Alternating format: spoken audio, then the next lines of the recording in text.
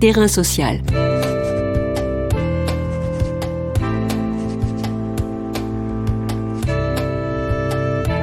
Hugues Chevarin. Jean-Pierre Digard. Jean-Pierre Digard est ethnologue et anthropologue, directeur de recherche émérite au CNRS, spécialiste de l'Iran, notamment des tribus et du nomadisme, ainsi que de la domestication des animaux. Il est membre de l'Académie d'agriculture de France. La place des animaux, leur bien-être et leur souffrance, peut-être même leur conscience, sont une source d'interrogation en ce début du XXIe siècle. Cette lente marche vers la reconnaissance des animaux, l'attribution de droits spécifiques, ne va pas sans se heurter à bien des résistances. Donner des droits aux animaux, n'est-ce pas avant tout rappeler les devoirs de l'homme envers ceux qu'il a domestiqués? S'agit-il seulement d'une histoire de domination? Terrain social interroge aujourd'hui un lien millénaire. Terrain social.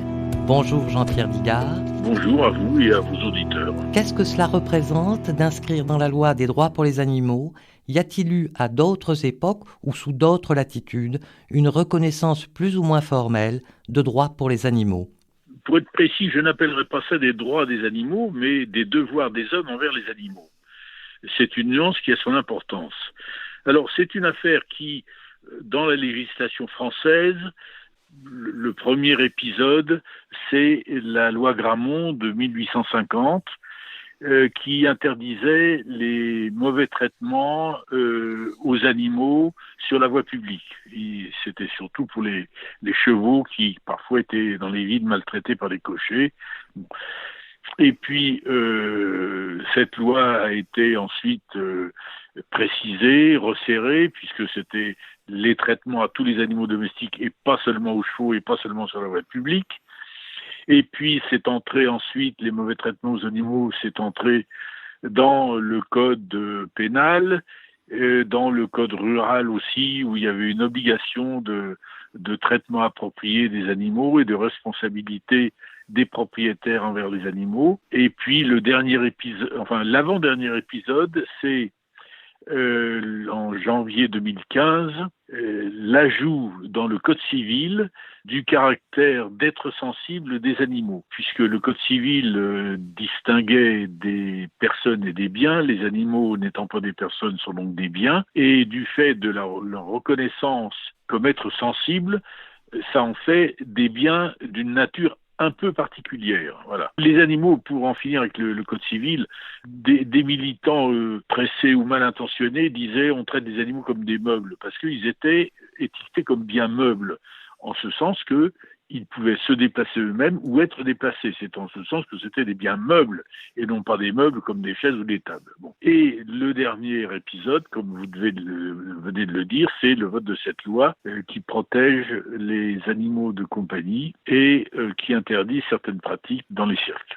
Est-ce que vous pensez que le fait d'avoir, par exemple, mis la chasse, la corrida, l'élevage, et je précise industriel, hors de cette loi, est-ce que ça a un sens particulier? Ça a un sens de préserver des particularités régionales, culturelles. Vous avez parlé de la corrida. Qu'est-ce que vous avez cité? Qu'avez-vous cité? Bon, la chasse, c'est un droit auquel les Français sont très, très attachés, puisque c'est un acquis de la Révolution française. Avant la chasse, c'était un privilège aristocratique, et un des grands acquis de la Révolution, c'était d'en faire une activité populaire ouverte à tous. Et il faut dire aussi que la chasse joue un rôle dans la régulation de certaines espèces, notamment en ce moment des sangliers qui sont devenus une véritable nuisance, parce que c'est des animaux qui se reproduisent très vite, et comme le nombre de chasseurs a considérablement diminué, je crois que c'est quelques pourcents de la population, les sangliers prolifèrent et causent des dégâts considérables, causent des accidents sur les routes et des dégâts aux cultures. Quels sont les pays les plus en pointe sur la question du droit des animaux? Les deux pays qui sont les plus avancés, si on peut parler d'avancée dans ce domaine, c'est la Suisse, qui reconnaît aux animaux, je ne connais pas les termes exacts employés dans la législation suisse, c'est des avocats qui peuvent plaider pour les animaux en cas de problème.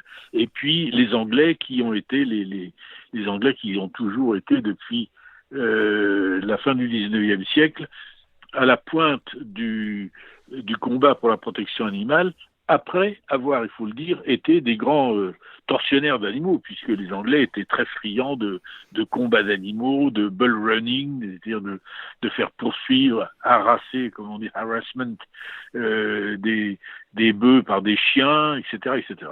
N'y a-t-il pas, au XXe siècle, une rupture entre les hommes et les animaux? Et alors là, évidemment, la question de l'élevage industriel et des abattoirs se fait, on va dire, très prégnante. Bon, les abattoirs, ils ont toujours plus ou moins existé. Puis dès l'instant où on mange de la viande, il faut bien tuer les animaux. Bon, pour ce qui est de l'élevage industriel, moi je distingue l'élevage industriel et l'élevage intensif. L'élevage industriel, c'est une forme économique, c'est-à-dire c'est des gens, des capitalistes qui investissent dans des entreprises d'élevage comme d'autres capitalistes investissent dans l'industrie métallique, aéronautique, etc. L'élevage intensif, c'est autre chose. L'élevage industriel est forcément intensif, mais il y a des degrés dans l'intensivité. Et tout élevage intensif n'est pas forcément un élevage insupportable pour les animaux.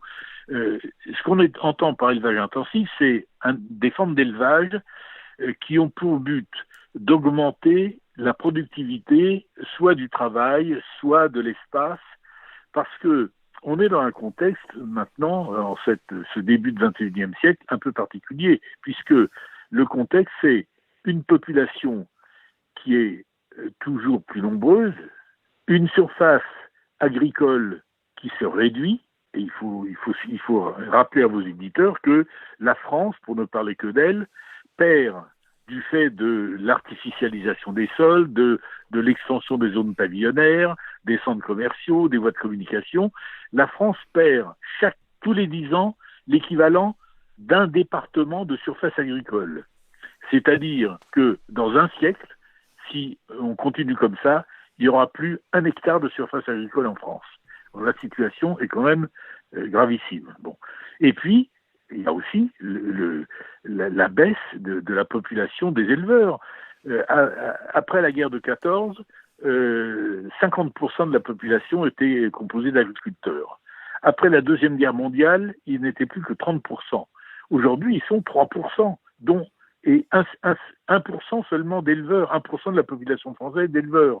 Donc, et tous les ans, il y a des suicides d'éleveurs qui n'arrivent pas à vivre, ils n'arrivent pas à faire reprendre leurs exploitations par leurs enfants qui, ayant vu leurs parents trimer pour ne rien gagner, vont voir ailleurs. Donc il y a vraiment un problème de sauvegarde de cette activité.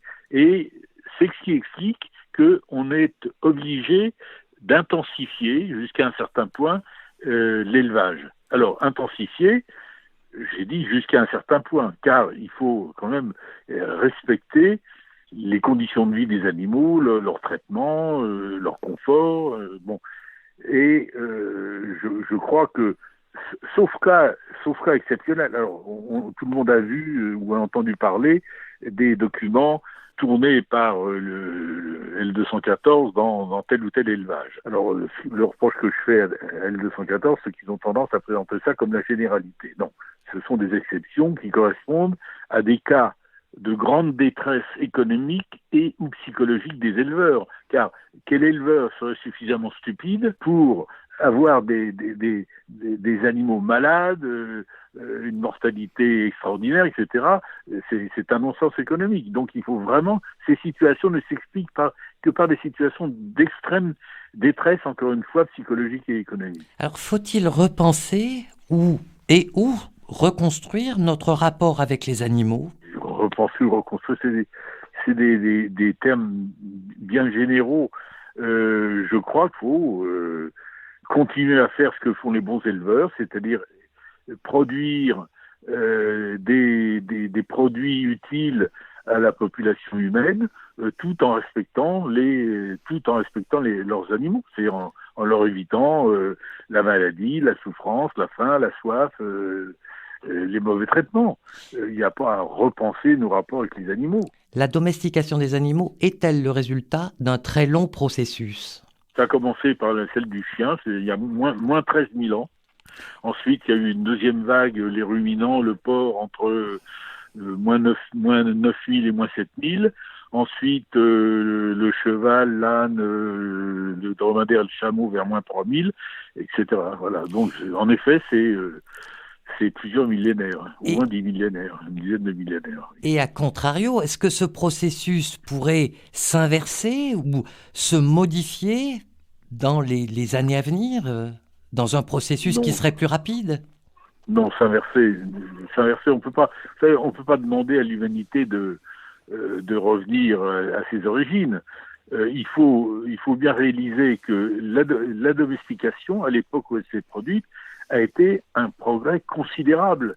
Ça a été une phase déterminante dans le processus d'hominisation, puisque ça correspondait au passage de l'humanité d'économie de prédation, où on se contentait soit par la chasse, soit par la cueillette, de prendre sur le milieu de quoi se nourrir et vivre. L'invention de l'agriculture comme de l'élevage, donc la domestication des animaux, ça a correspondu à un passage à une économie de production. Et ça impliquait un progrès considérable des connaissances, des techniques, etc. Dès l'instant où on prend dans le milieu naturel des animaux, on les prive de leur liberté pour leur demander des produits, ça implique qu'on se reconnaît des devoirs envers eux, c'est-à-dire de les nourrir, de les protéger. Il ne faut pas considérer que la domestication animale soit seulement, comme le disent certains, une domination. Certes, c'est une domination, mais une domination qui implique des devoirs. Et je crois que ces devoirs, ils sont toujours présents.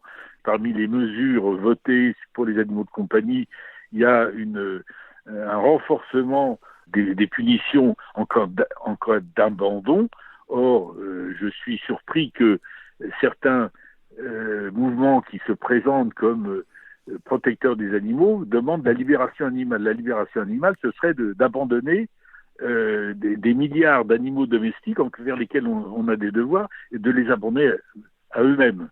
Outre le fait que ce serait un bordel innommable, ce serait quand même trahir ces animaux qu'on a domestiqués et qu'à partir d'un certain moment, on décide de ne plus avoir de devoir avec eux. Alors j'aimerais vous faire réagir à cette citation. L'Institut national de la recherche pour l'agriculture, l'alimentation et l'environnement, l'INRAE, en 2017, a publié une expertise scientifique collective sur la conscience animale qui conclut: les acquis scientifiques dans ce domaine invitent à reprendre les réflexions morales concernant les relations que les hommes entretiennent avec les animaux, et particulièrement avec les animaux domestiques. Qu'en pensez-vous ? Je suis membre de l'Académie d'agriculture. Cette étude ne nous a pas échappé. Nous avons parmi nous certains auteurs de cette étude, et ça fait débat parce que il y a une part, bien sûr, il y a une reconnaissance, d'ailleurs inscrite dans le Code civil, la reconnaissance des animaux comme êtres sensibles, c'est une évidence. Alors, la conscience, c'est un terme qui est flou et qui est un peu anthropomorphique. C'est comme la notion de bien-être animal, qui a été introduit d'ailleurs en France par l'INRA, à l'époque où c'était pas encore l'INRAE, par l'INRA, à une époque de son histoire où l'INRA était un peu accusé d'être le fer de lance du productivisme en agriculture, et donc ils avaient importé en France une notion traduite de l'anglais welfare, une traduction pas tout à fait exacte, en bien-être animal. Or, le bien-être, c'est quand même quelque chose d'assez flou, dont on ne connaîtra pas jamais exactement le contenu, faute de pouvoir recueillir l'opinion des animaux eux-mêmes. Alors, il y a 5 critères du bien-être animal qui sont, si je me souviens bien, l'absence de faim et de soif, l'absence de la nécessité de confort, l'absence de douleur, de blessures et de maladies, l'absence de peur et de détresse, et puis une 5e chose sur laquelle là aussi je suis réservé, la liberté d'exprimer les comportements normaux des espèces. Or, Justement, les comportements naturels des espèces, c'est ce contre quoi la domestication a lutté depuis des millénaires, en sélectionnant des animaux qui, justement, accepteraient la présence de l'homme. Si on permettait encore aux animaux d'exprimer les comportements naturels de leur espèce, on ne pourrait pas traire une vache sans se faire encorner, on ne pourrait pas approcher un chien sans se faire mordre, on ne pourrait pas approcher un cheval sans qu'il fuit ou qu'il rue, etc., etc. Donc, je crois qu'il faut beaucoup de discernement. Alors, cette étude de l'INRAE est pleine de bonnes intentions et fondée sur des observations tout à fait utiles, mais je crois qu'ils ont été un peu légers sur les concepts. Merci Jean-Pierre Digard. Je rappelle que vous êtes ethnologue et anthropologue, directeur de recherche émérite au CNRS et membre de l'Académie d'agriculture de France. Vous avez publié en 2018 aux éditions du CNRS « L'animalisme est un anti-humanisme ». Terrain social.